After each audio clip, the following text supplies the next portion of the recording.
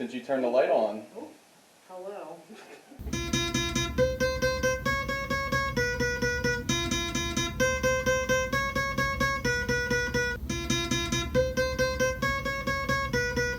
How many people are here with us?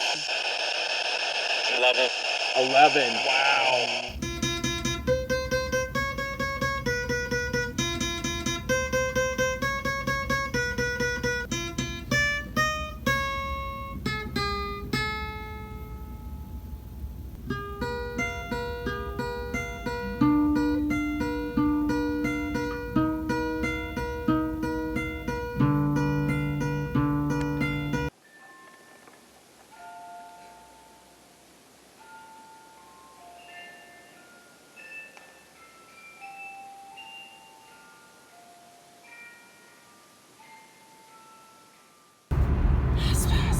"13 buildings sitting on 666 acres of land, Allegheny Lunatic Asylum is the home of tragic suicides, brutal murders, and the training grounds for the diabolical father of lobotomy.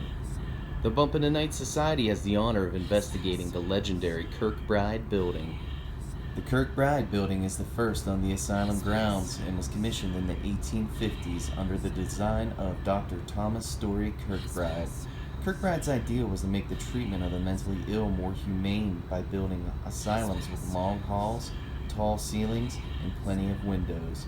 The idea was to give patients proper living conditions and freedom to stimulate their minds to promote better behavior. But something went horribly wrong. We start our investigation with Garrett Jagman from Solitary Alignment and I on the 4th floor. We are using a spirit box to communicate with the entities in this room. A spirit box is a device that scans through radio waves at a rate of 1 to 3 frequencies per second and allows for entities to communicate through the white noise this generates. I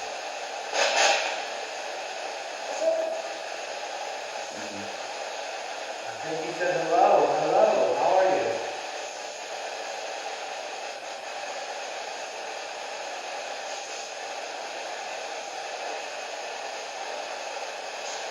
She's been very sweet. Here's some behind the scenes.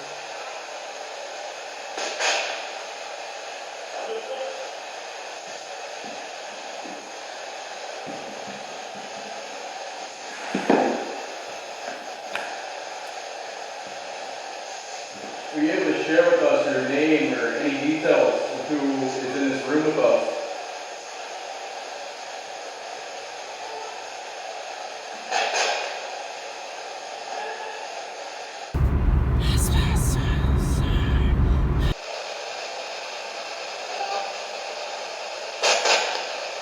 We can hear you. Can you turn the flashlight on and shut off the EMF detector so we know that we're here? Once we know, we can try to have a nice conversation with you.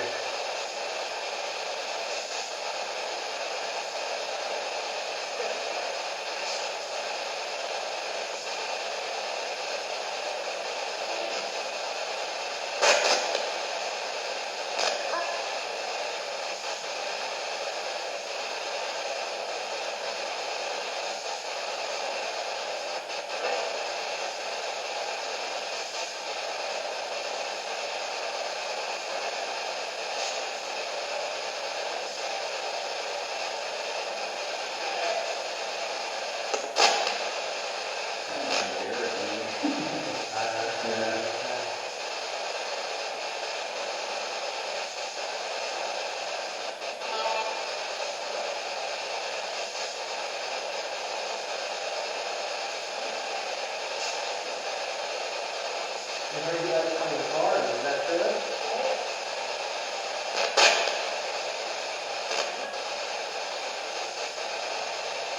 Can you tell us what your favorite card game is?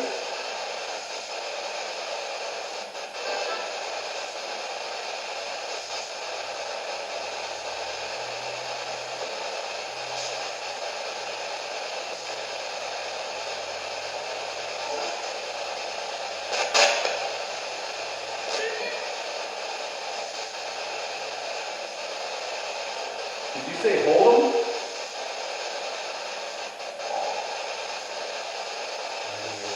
Yeah.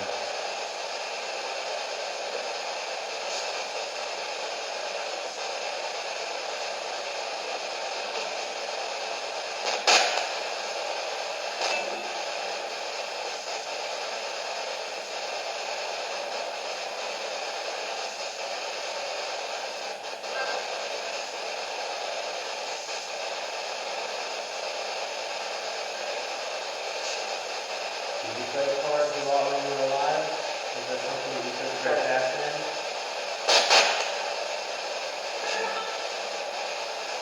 You can tell by the responses that this is likely the male entity's room, as he is the one who plays Texas Hold'em, while the female entity seems to have come into the room due to the excitement of having visitors. Both respond intelligently to our questions.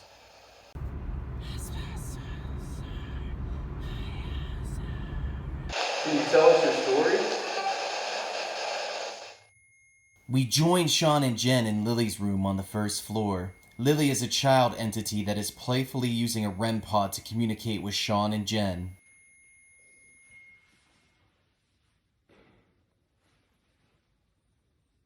Intelligent name. What the heck was that? What? Since the REM pod turns off as the anomaly comes into the picture, and then turns back on after the anomaly heads towards it, could it be that the orb is actually the manifestation of Lily? Here are Sean and Jen explaining how a REM pod works. REM pod. Hi, this is Jen. This is Sean. We're from Bumpin' the Night Society out of Pittsburgh, PA, and we're talking about some ghost tech. So today we have the REM pod. You want to talk about the REM pod? This is the REM pod. Turn it on. Buttons on the bottom. Turn it on for Mary Jennifer. I don't know how to turn this on. Where it says on. There we go. So the theory here is if a ghost would come in range anytime around the antenna, it would sense it. Changes different colors depending on temperature, where it's coming from, distance. You can set it. It's 3 different buttons here. You can have your own little spiritual paranormal rave.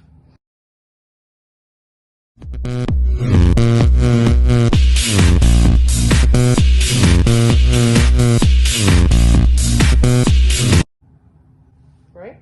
That's right. Right. We actually have actual footage of a spirit touching a REM pod, and we're going to show that to you now. This device here on the ground is called a REM pod.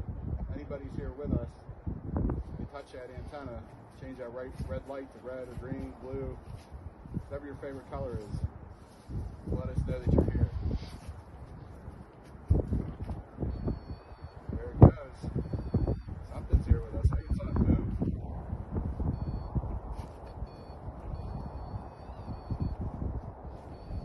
That's what I call evidence, folks. So that, my friends, is a... You're supposed to say it with me. REM pod. Bye. See you. REM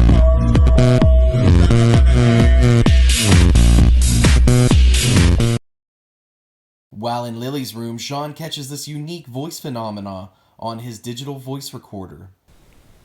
Can you roll some of the balloons? This is a unique phenomena as it seems like an echo of Sean's voice at first, but it's a completely different male voice tone and seems to trail off into odd syllables that do not reflect that of Sean's. We'll call this phenomena the phantom echo. Can you roll some of the balloons?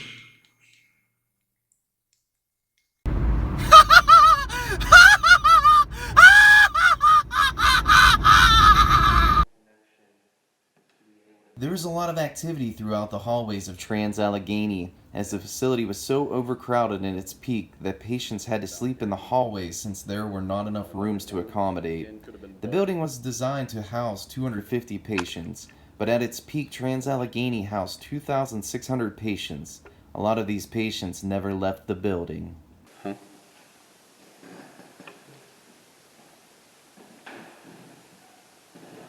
just heard something behind us. Yeah. Can you tell us where you want us to go? We want to talk to you and get to know you. Sometimes the entities come right up to us and let us know they're there.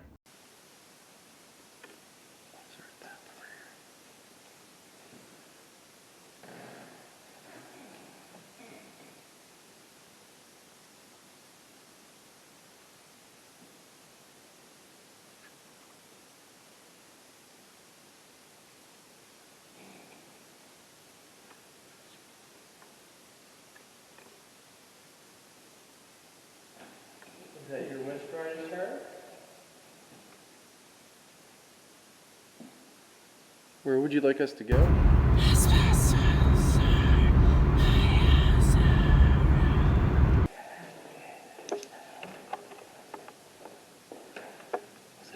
Not sure if you saw that around the corner, so let me slow it down for you.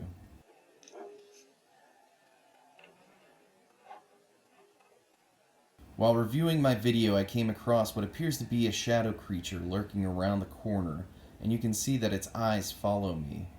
However, after 40 minutes of review, I debunked this for being an owl statue sitting on a table. It can be frustrating when compelling evidence is debunked, but it is very important for us to keep a skeptical mind while analyzing our evidence. Again, we join Sean and Jen in Lily's room as they have her use a flashlight to communicate with them. Is that you that turned it off? If it is, can you turn it back on for us so we know it was you?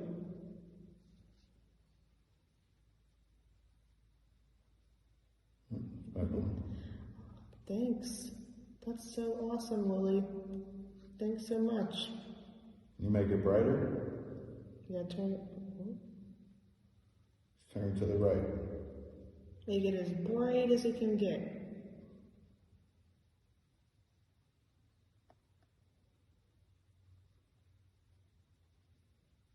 There you go. This is an amazing interaction as Lily responds to Sean and Jen's request to turn the light on and then to make it brighter. We may never know the tragic story of how Lily got to Allegheny Lunatic Asylum or why she presents herself as a child, but we hope the interactions like this at least bring her happiness while she is trapped in this dark room. No, no, no, no, no, no!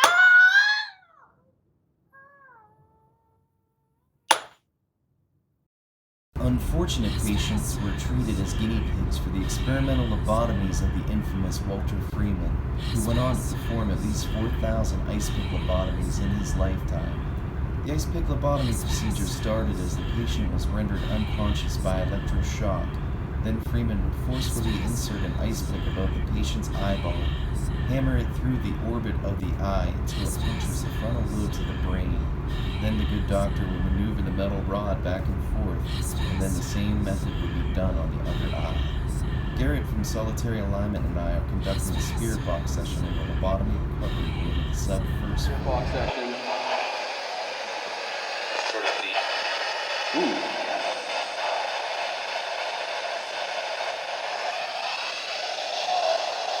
Ooh. Yep. If you go to the wall on the floor, that's right there, too. We are here to communicate with you. We come in peace, and we need no harm. We ask you to leave us alone. We only need a little bit of this floor time with you. Just this peace that you want to communicate with us. You can turn the flashlight on the floor like that. You can talk to the ghost box as I turn it. You can show yourself in front of the camera. I give you permission to touch me to the right. One o'clock here. We are here to talk with you. We are in person. We will always say the story. And we will communicate with you. Can you tell us how many entities are in this room with us? Go ahead. Go ahead.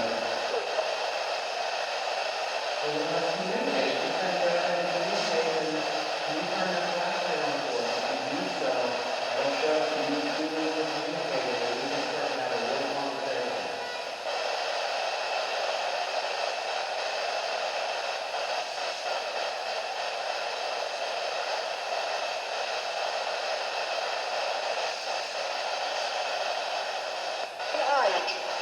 Hi.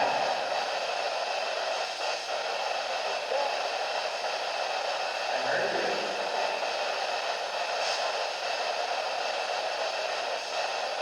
Can you tell us how many people are down here with us?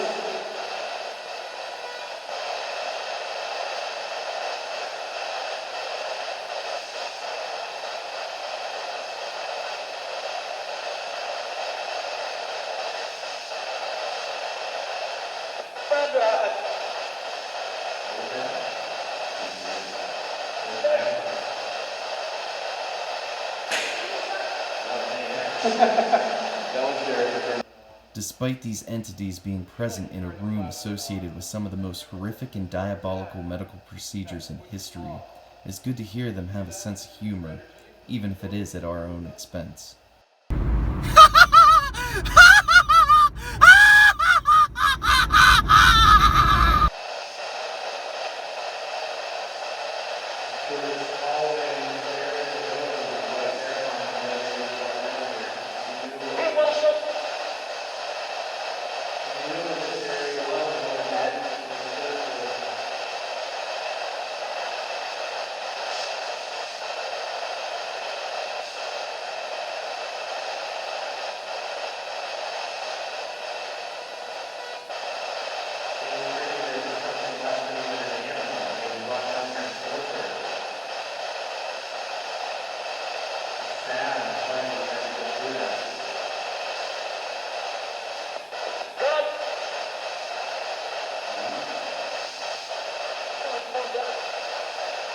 There appears to be at least 3 entities possibly interacting with one another, as an older sounding male entity says, "Hey Joseph," and another younger male entity interacts with Ted.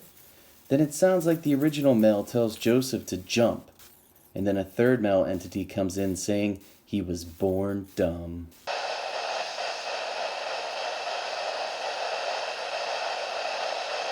Did you receive a lobotomy when you were alive?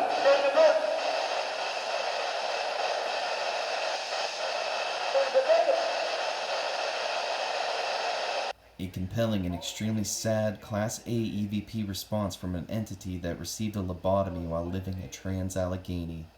This is not the only piece of evidence that made me tear up. Responses like this are a reminder of how horrible mankind can be to one another. We now go to the second floor where Luke captured this picture of something manifesting in the hallway, and then got this amazing electronic voice phenomena in the kitchen area of the Civil War wing of the facility.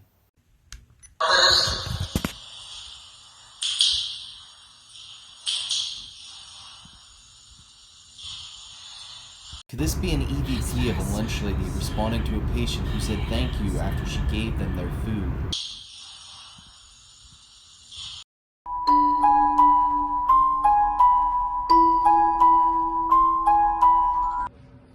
Hey there, folks. Sean Bowman here, Bumping the Night Society. I'm here with...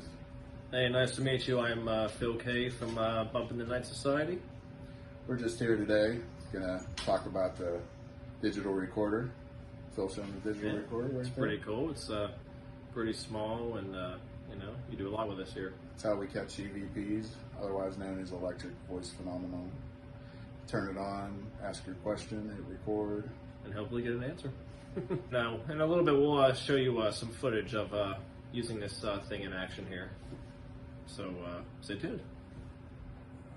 A few minutes later. If anybody's here with us right now, you can talk on this device in my hand.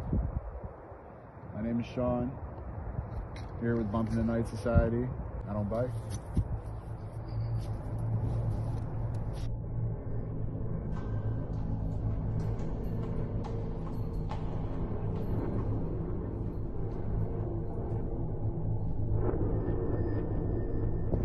If anybody's here with us, you can talk into this device in my hand. Can you tell us what you want?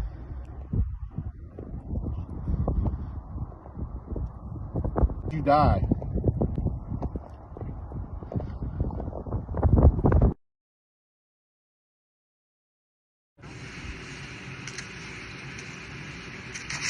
Anybody's here with us, you can talk into this device in my hand. Can you tell us what you want?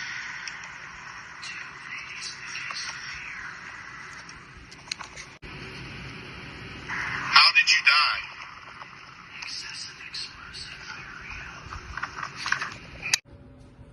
So that was from our most recent investigation. So happy hunting from Sean and Phil. Yeah, hopefully you can still follow us, and hopefully you get to see us in action, and we're definitely looking forward to getting some more evidence for you all. Thank you very much. Bye!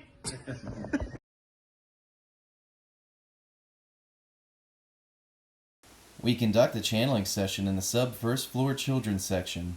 A channeling session is when Garrett from Solitary Alignment gets in a meditative state and plugs his headphones into the spirit box. With the spirit box going off through the headphones, we ask him questions that he cannot hear, and he calls out the responses that come through the spirit box. The responses we received were amazing and tie into the disturbing end of the night. A part of it. What are you a part of?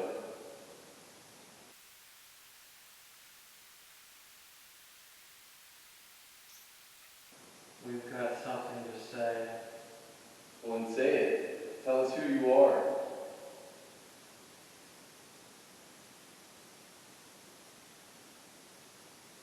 I'm falling. Are you human?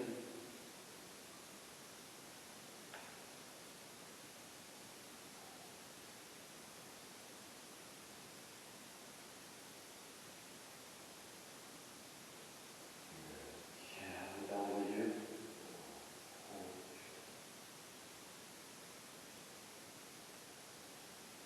We will revisit this portion of the session to tie these responses with a piece of evidence that was captured in the hallway outside of this room later in the night.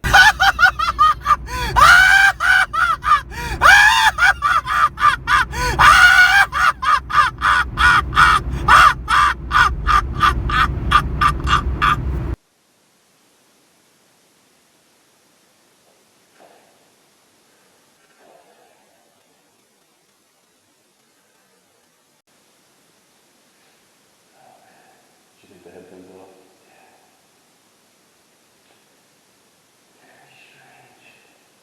Garrett has conducted numerous channeling sessions during his time as a paranormal investigator, but he never experienced anything like this before. Here are his comments about how this session was different than the ones he's done in the past. Hey, what's up everybody? Garrett Jagaman, also known as Freighter Crow from Celestial Oddities Radio and Solitary Alignment Ghost Group. A lot of people, a lot of ghost groups will do a session where someone will wear headphones connected to a ghost or spirit box, and they are not able to hear anything else in the room other than what is coming through their headphones with the radio stations in static, calling out the crystal clear answers that they hear, while other members of the group that are with them during that time are asking questions to the spirits. The reason for this is they are only hearing what they're asking and hearing what's yelled back out to them to try to find a correlation there, and that person is only hearing what's coming to them without being subject to knowing what they're asking. So it's produced a lot of great results, not only for our team, but obviously a lot of ghost hunters and investigators out there. Now, I go a little bit of a step farther. I am naturally an empath. I do channel. I do work heavily with spirits, both in the paranormal realm and also in ceremonial magic.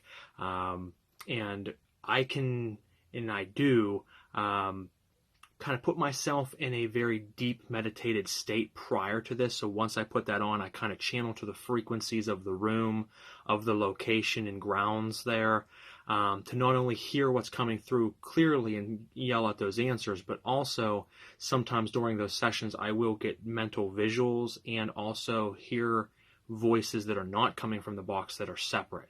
It's a way that I've found over the years that I can really get efficient visualization and audible answers from the spirits that are around us when working. There's always a different feel to it, different energies that come through. I've had amazing experiences of visuals of the building that we're in, of certain locations that we need to go to that I feel that are going to be very active, and they usually always are once we go there, to feelings of being touched or grabbed by entities, seen, physically in my mind's eye, the face or outline of certain entities that are within that area of the building. So it's a way to tap into a realm, so to speak, that others aren't usually able to see clearly without a lot of practice. Now, with Allegheny, we were in the children's ward of the basement, which is also the same area of the lobotomy ward, which is obviously what this area is very famous for. And there was a lot of different voices coming through, but not really crystal clear. It felt like I was in a room where there was, imagine a cafeteria where there's just a lot of noise, a lot of conversations, a lot of activity and people around, where you're not really able to hear individual conversations that well, but you hear a lot of chatter and chit chat. This was happening, and the more I tried to focus on it, the harder it became. There was certain answers that we yelled out that definitely did match what the other members of the group were asking, but at the same time, there was just a lot of extra noise. And a lot of times I'm able to kind of clear that out and focus specifically on a set of voices or one particular voice. This was very difficult for me. It's just they're coming from all angles, a lot of activity, a lot of spirits in this building, which also correlates with a lot of the activity we got throughout the building, experiences that we had. Trans-Allegheny is a very unique and active, building and ground. And it was a pleasure to get to go there with this team, to work with them, and to have the experiences we had. So hopefully that gives you a little bit of an explanation of what I do with my sessions when I do this as a spirit box / channeling session.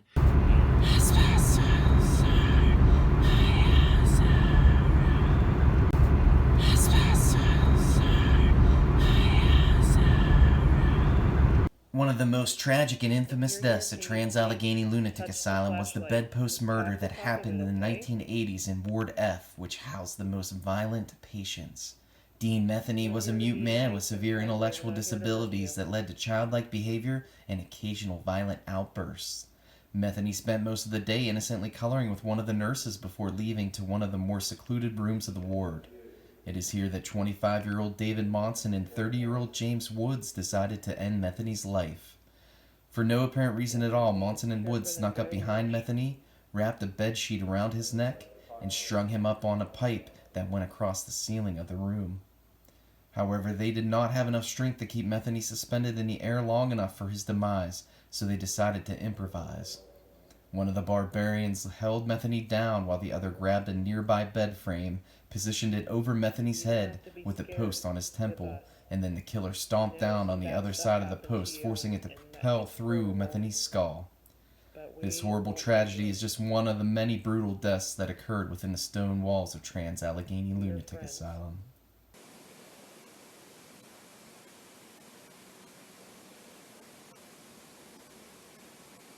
Would you like us to play some music?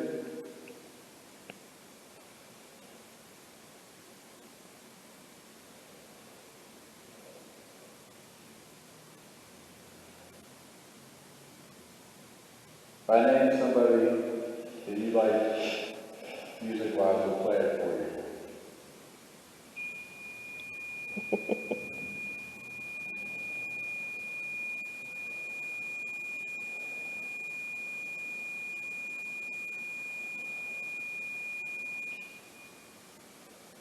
Okay, when I name people, make it go off again, and then we'll play whoever the name is. Would you like Elvis?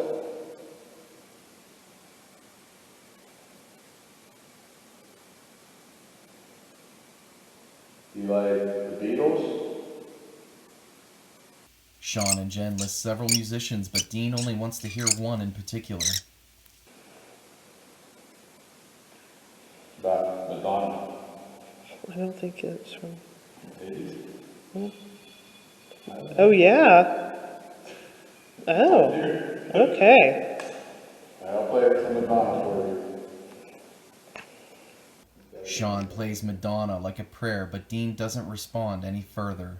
However, Jen does capture this amazing light anomaly.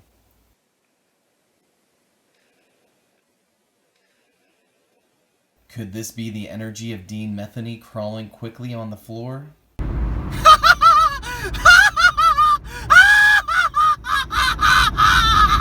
In the belly of Trans-Allegheny are isolation chambers where disobedient patients would be chained to the floor for inhumane periods of time. Feeling the energy during our pre-investigation tour, I decided to do a solo spirit box session in one of the cells.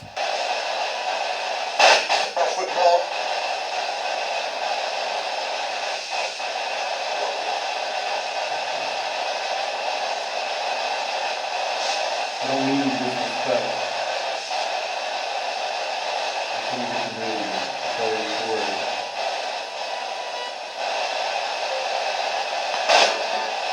tell me what happens, man?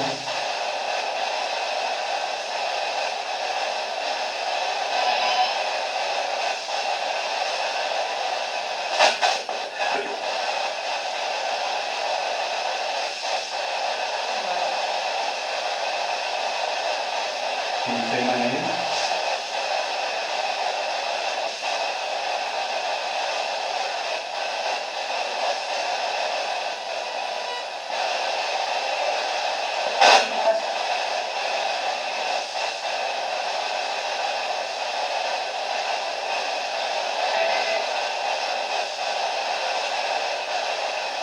You're entitled to come.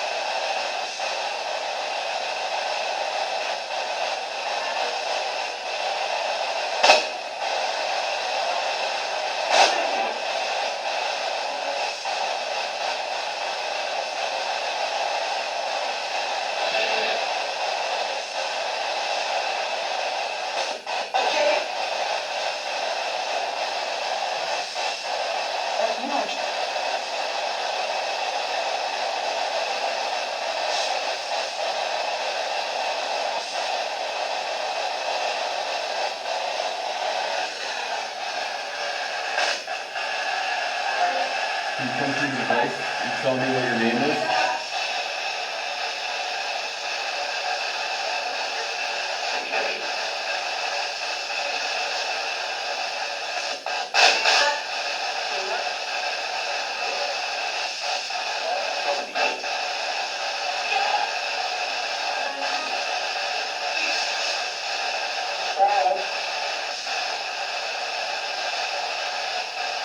With all the intelligent responses, one in particular stands out, and that is when an entity comes through saying, "Tie a rope." Could this indicate that a patient hung themselves in the cell? Can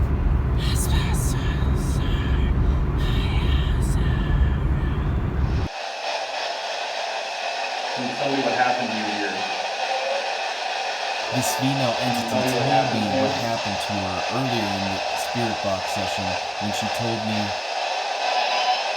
making this a Class A intelligent response.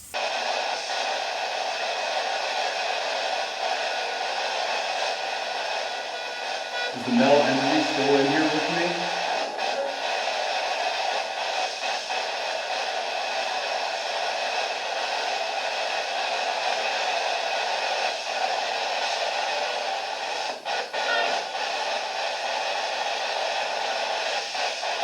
Are you saying my name?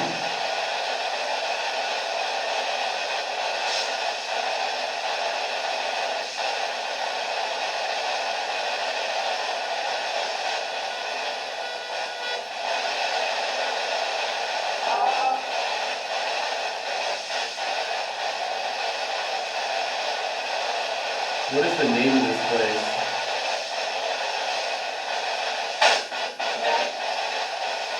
When I asked what the name of this place is, the entity responded by saying my name. Is it possible that spirits have as much trouble hearing us as we do them through the spirit box?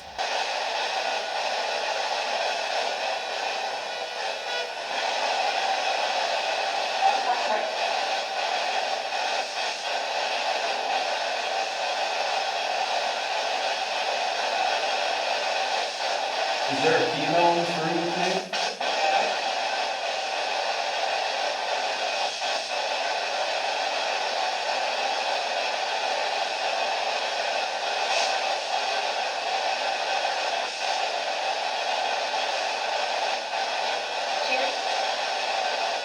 I can hear you. Can you tell me what your name is, ma'am?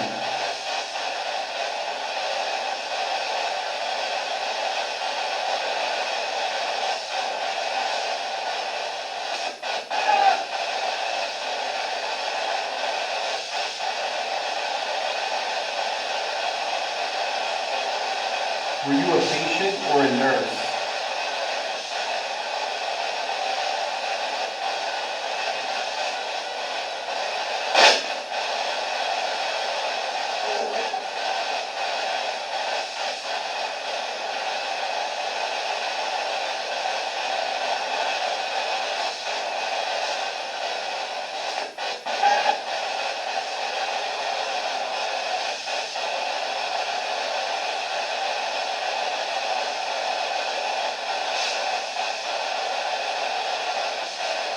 Why are you stuck in this facility?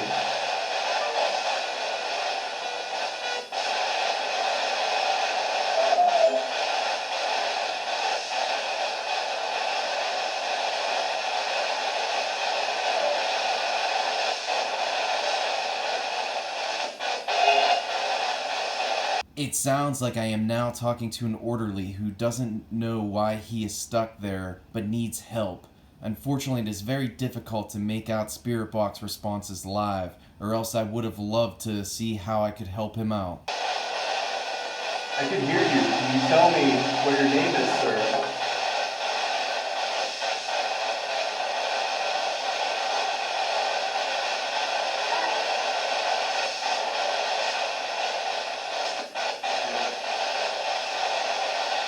When I ask the male entity to give me his name, I get two distinct and significant responses.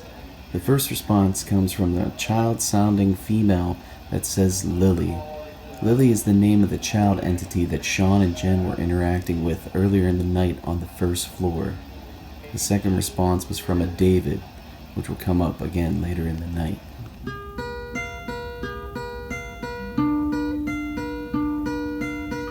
It's a beautiful night in the neighborhood. It's a beautiful night in the neighborhood. Good evening, neighbors.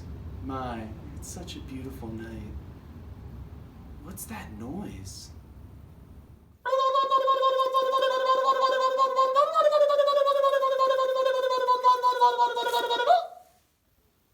Why, it's our good neighbor, Sublimer. How are you doing, friend? Well, I'm doing well, Mr. Bowser. How about you? Well, I'm doing just fine, Sublimer. Thank you for asking. What is that you brought with you today? Why, it's a spirit box, Mr. Bowser. Humans use it to talk to my kind. Well, that's interesting, Sublimer. How does it work?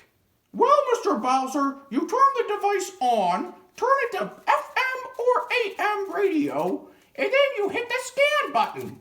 This will scan through radio frequencies at a rate of 1 to 3 frequencies per second. What happens when it scans, Sublimer? It is theorized that entities can use their energy to speak through the white noise generated during the scan. This is called electronic voice phenomena, or EVPs. Now that's just amazing. Thanks for explaining that, Sublimer. Now, sometimes with these EVPs, it's really hard to hear, and humans have a lot of difficulty listening to them. Why is that? Yes, Mr. Bowser, that is because of a combination of the static emitting from the device when scanning through frequencies, and the spirit has to use a lot of energy to come through, so the voices can be very faint. Well, that's just amazing. Thanks for explaining that to us, Sublimer. You're such a wealth of information and a great neighbor. You're welcome, Mr. Bowser!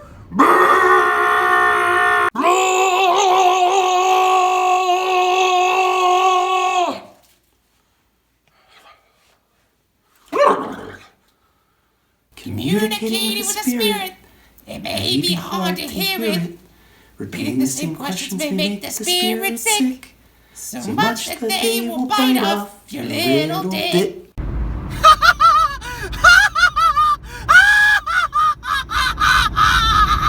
You can feel the static energy fill the air during my solo spirit box session in the second floor isolation chamber. For 20 minutes straight, I get intelligent, angry, desperate, and compelling responses. For the documentary, I'm going to break it up into the greatest hits, but we will have the full session available on our YouTube channel if you are curious to hear it.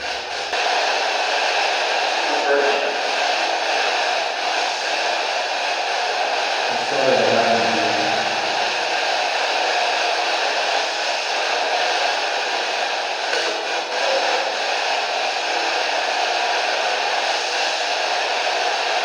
Are you stuck in this loop or do you need to go around the whole building?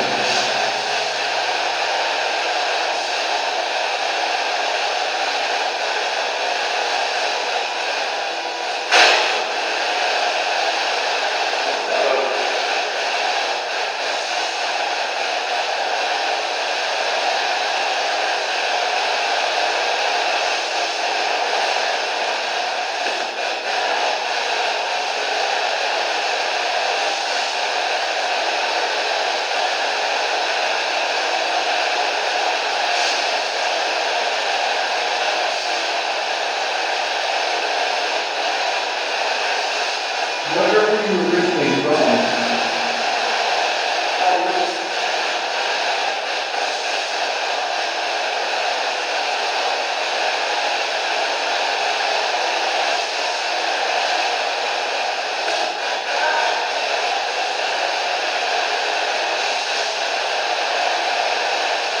What is keeping you in this facility?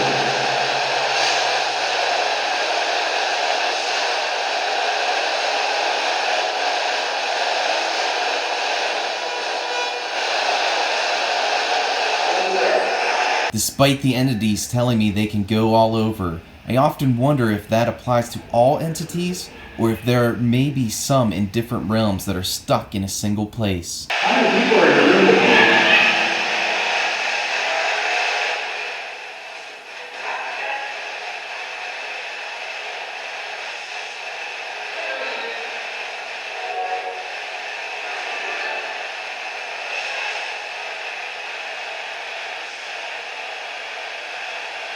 What is the afterlife like?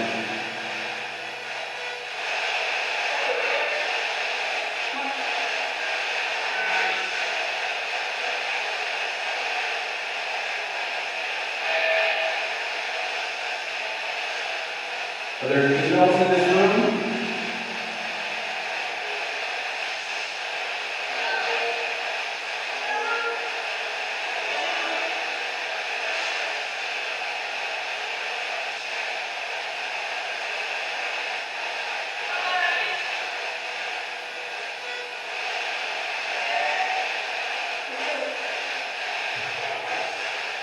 I'm sorry, ma'am, I couldn't hear you. Can you tell me what your name is, please?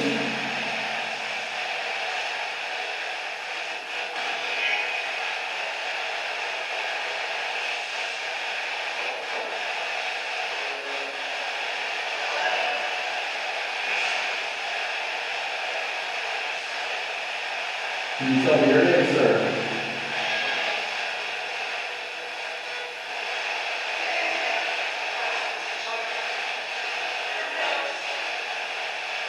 There's a lot going on here. First, there is a female entity named Emily that is interacting with a male entity named Mark. Then there are contradicting responses in which an entity indicates that he spends the afterlife stuck in this room, but then I also get confirmation that the David entity followed me from the sub-first floor isolation chamber. This backs up my theory that spirits can be on separate realms, and each realm has its own set of limitations and rules. Also, it seems like a female entity is hitting on me. She asks me how old I am, says I'm cute, and says I'm built. I just hope these interactions can bring her some joy. However, this is when the entities start to get negative. What kind of music do you like?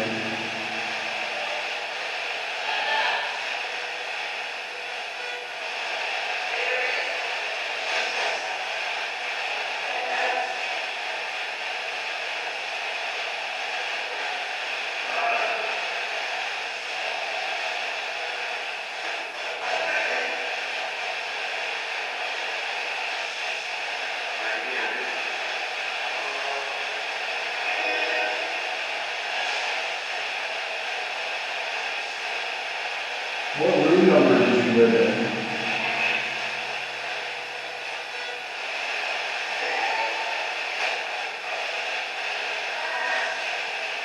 I will break down this next section into parts as a friend from other investigations decides to show up.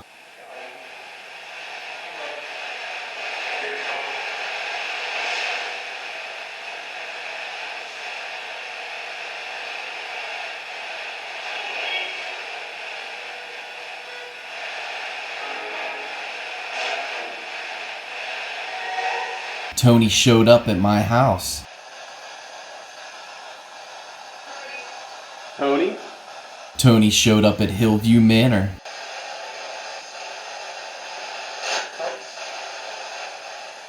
Did that say Tony?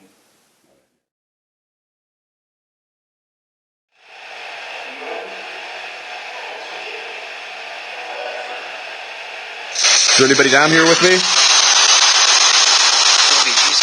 Tony's last name never comes in clear, as it is either Caruso or Cusick, but you can tell it is the same entity. I wonder if Tony is attached to me, or somehow attached to my spirit box. Unfortunately, my wife banned me from doing any more spirit box sessions in our house.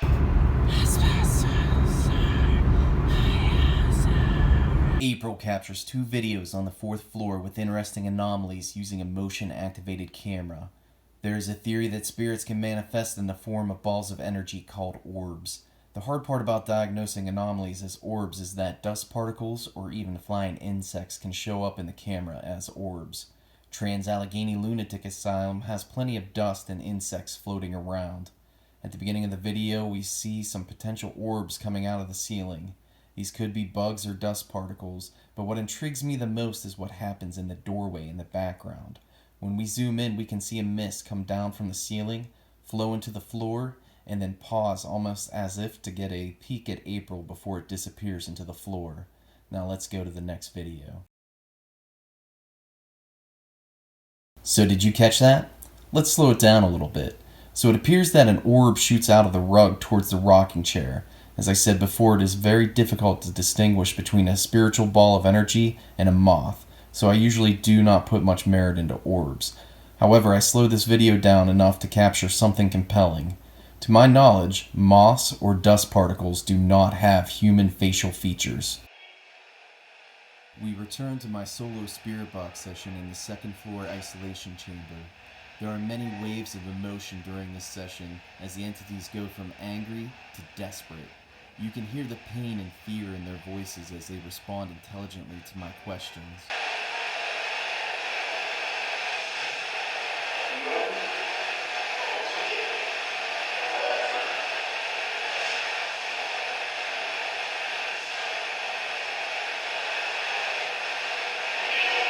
Do you like it when people visit you?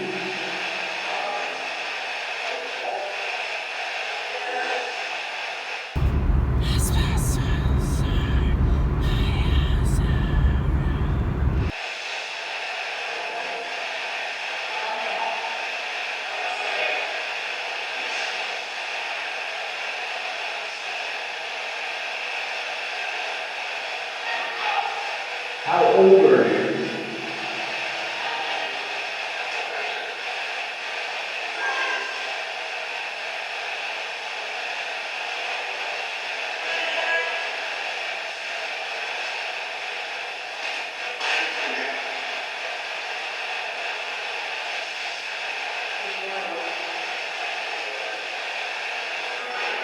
I apologize that I can't hear you a lot of times. Can you tell me what your names are?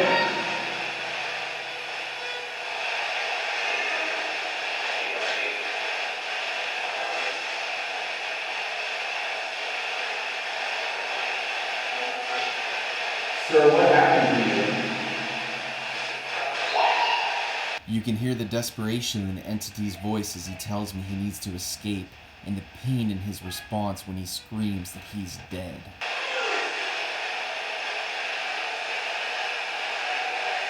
What was it like to be in this room?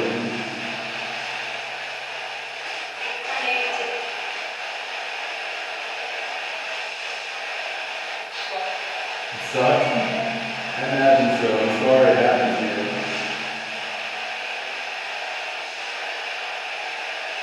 How long did you have to stay in this room?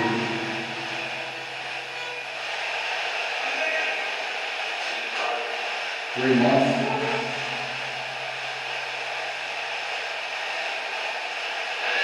That would be horrible. I'm so sorry that happened to you. This truly is the saddest thing and really humanizes the entities that we interact with. The responses I receive are enough to bring anyone to tears, as we could hear what they're saying, but we cannot even imagine what it felt like to live in these inhumane conditions. What room did you live in when you weren't in this room? What room number?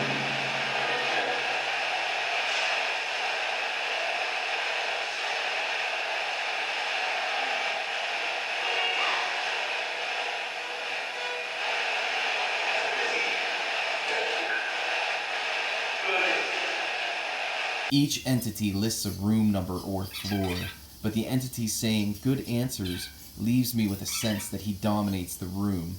Is it possible that this is an entity of an orderly showing the patient's positive reinforcement for answering my questions? What happened to you?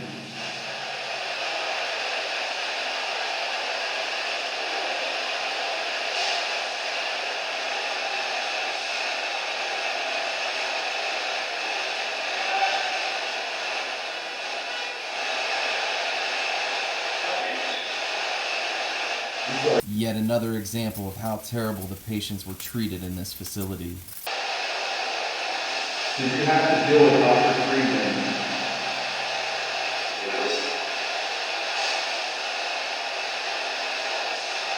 The things he did were terrible. This place was terrible. I apologize.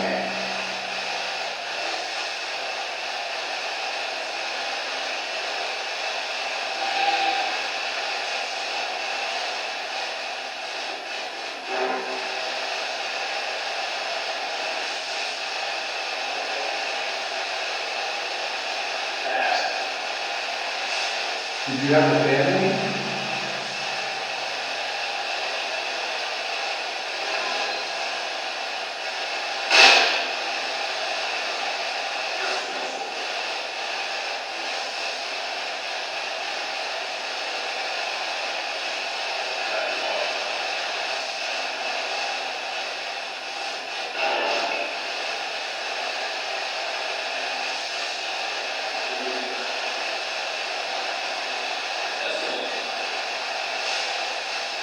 I know this place is really bad. Was there anything good about it?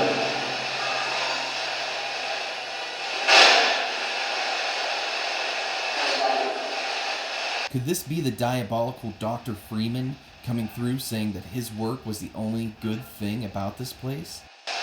In your current state, do spirits get to interact with one another? Do you get to talk to each other? No. How many people?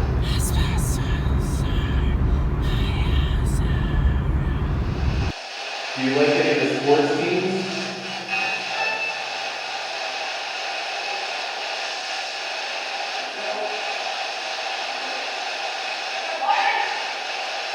Another way to humanize these entities in a positive way is to learn more about their interests. Right after my camera battery dies, Garrett and Luke come in to let me know that it was time to move on. While I was packing up, my spirit box was still going, so I asked, "Was that you that drained my battery?" And a male entity came through saying, "Ha! Yeah, that was me." Again, the full session will be available on our YouTube page. On the 4th floor, Luke captured this picture of what appears to be something manifesting above the chair. It is possible that this is something paranormal, or it could be the flash on the picture above the chair reflecting back into the camera. Officially, we cannot confirm nor deny anything paranormal happening in this picture. Garrett and I go to the Bedpost Murder room on the 3rd floor to see if we can interact with Devin and find out more information about his tragic death.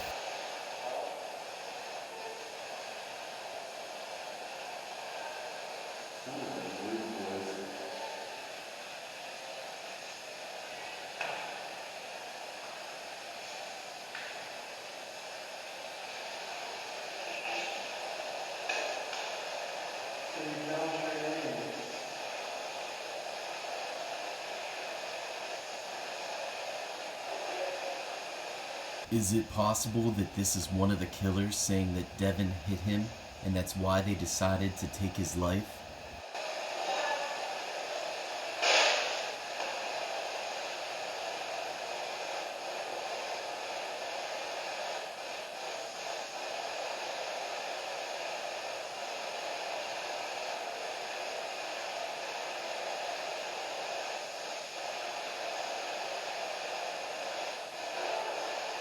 Can you tell us why you're in this room?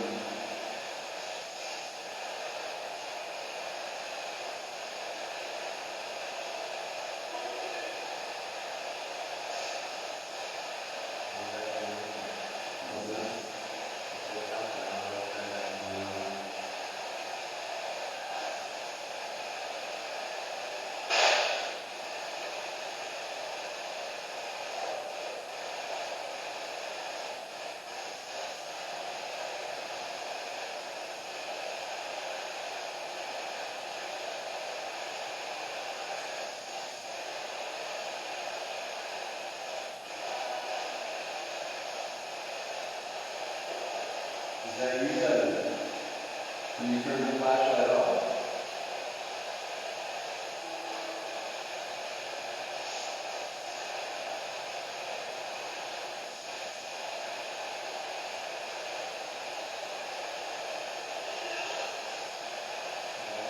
No.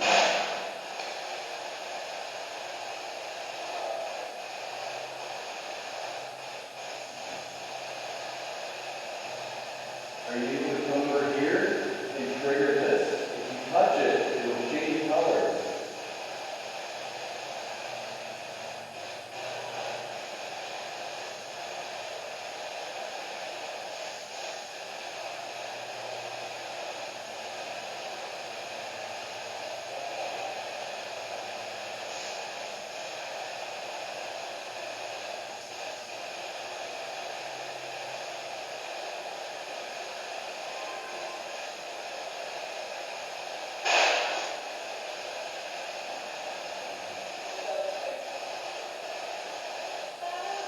The flashlight turns on by itself off camera as the spirit box seems to play out the horrible murder of Devin.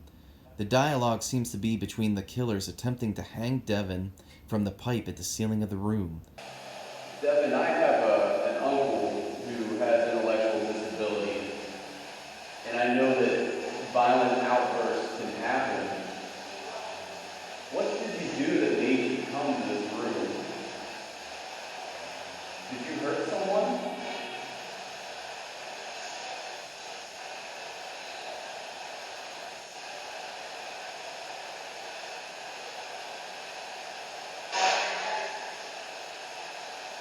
It is said that Devin was mute and intellectually disabled, but the responses we received during the session seemed to indicate that he was capable of verbal communication. Although it seems like Devin may not be entirely innocent since he was housed in the violent patients ward, he definitely did not deserve such an extremely brutal demise.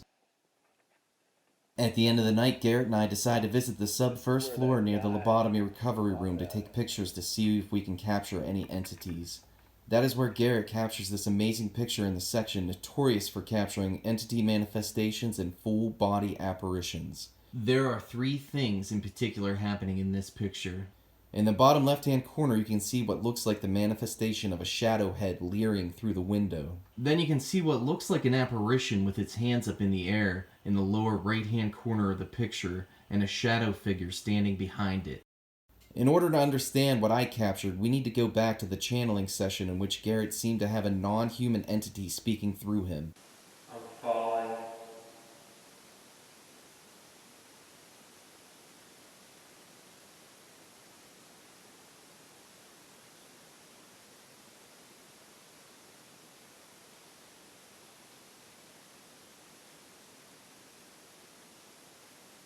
Are you human? At the end of the night, I captured this picture in the hallway outside of the room that we did the channeling session. As you can tell, there is some sort of mist manifesting in the doorway down the hallway.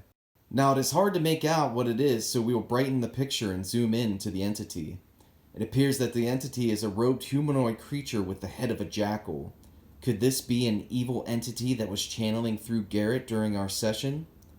Did all of the evil things that occurred in this building open a portal that released this creature into our realm?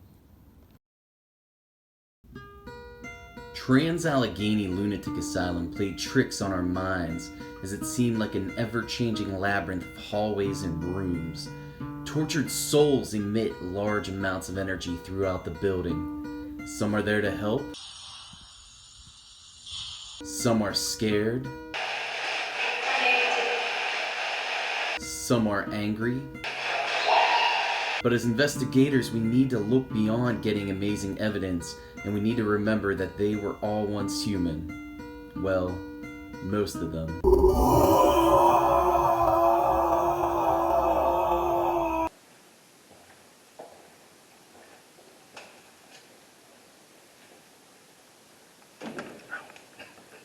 That was me.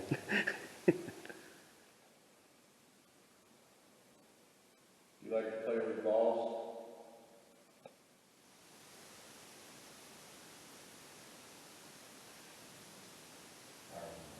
That was you? That was you?